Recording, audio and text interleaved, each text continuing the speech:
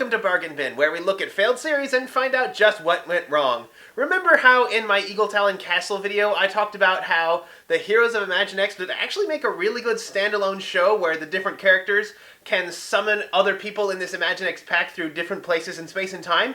Well, it finally happened, only it wasn't made by Mattel. It, if you haven't guessed, was made by Playmobil. So let's take a quick look at Playmobil's Super 4.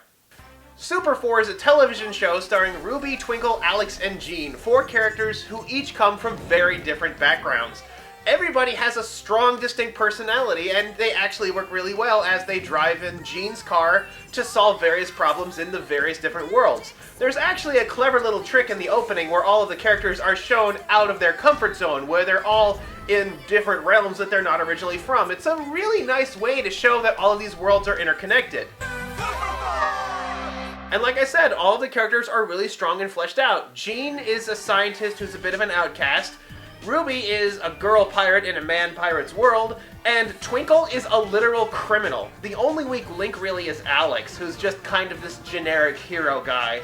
The show's other weakness is the fact that it is only 11-minute segments. These characters have such strong personalities that that short format doesn't give them any room to breathe. The better episodes are definitely the ones that take up both 11-minute slots, thus forming a 22-minute episode, such as the two-parter Ruby's origin story called Ruby, Queen of the Sea.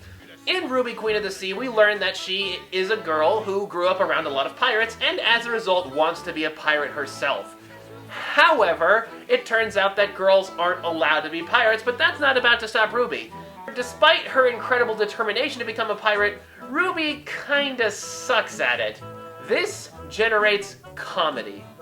Ruby, Queen of the Sea is a really good set of episodes that shows just how well these characters can stand on their own and actually makes Ruby look really underutilized in a lot of the other episodes as a result. We see Ruby go through various challenges and learn that her strong trait is in fact her determination. She does not give up in the face of failure when she experiences the difficulties of sea travel and goes through the maze set up by the knights and even fights Sir Ulf and the... Oh my god! Whew. I mean, I know it's supposed to be something about gender equality, but a big burly knight just kicked a teen girl in the stomach.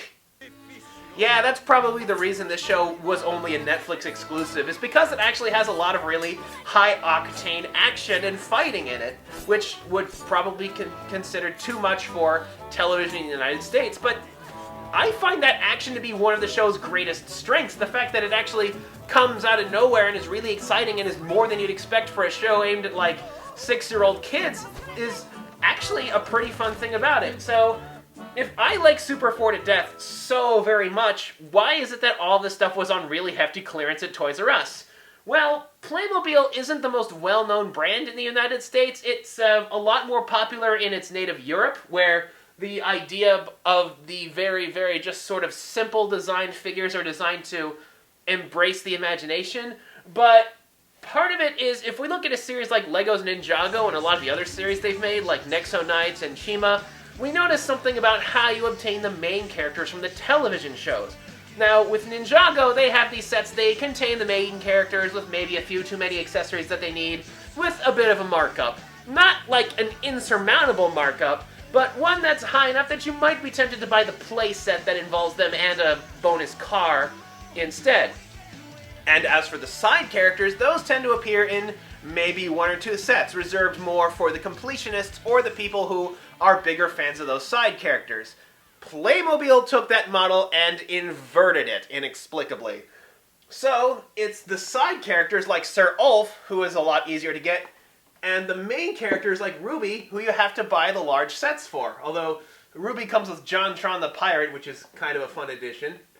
But that's the problem, is when you try to make a show with iconic characters, you want to make those iconic characters fairly easy to get. I shouldn't have to buy a $50 playset, although I paid a whole lot less than $50 for this, in order to get the cute little pirate girl. I mean, they have the flying motorcycle from the future world, and there's an episode where Ruby flies the motorcycle. If they had had Ruby with the motorcycle as a set, I bet people would have been all over it. So, Super 4 is not dead and buried yet. There is apparently a second season in the works, and I really hope to see more of it. If you have Netflix, or if you understand French, you can actually find a few episodes, including Ruby Queen of the Sea, on YouTube. So it's certainly not an inaccessible series, although I guess it could have been on a broader format.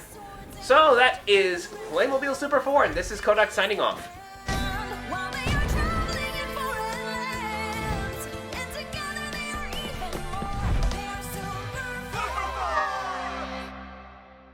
I think I got a pretty good idea of what I'm gonna play today. Because it's Pac-Man!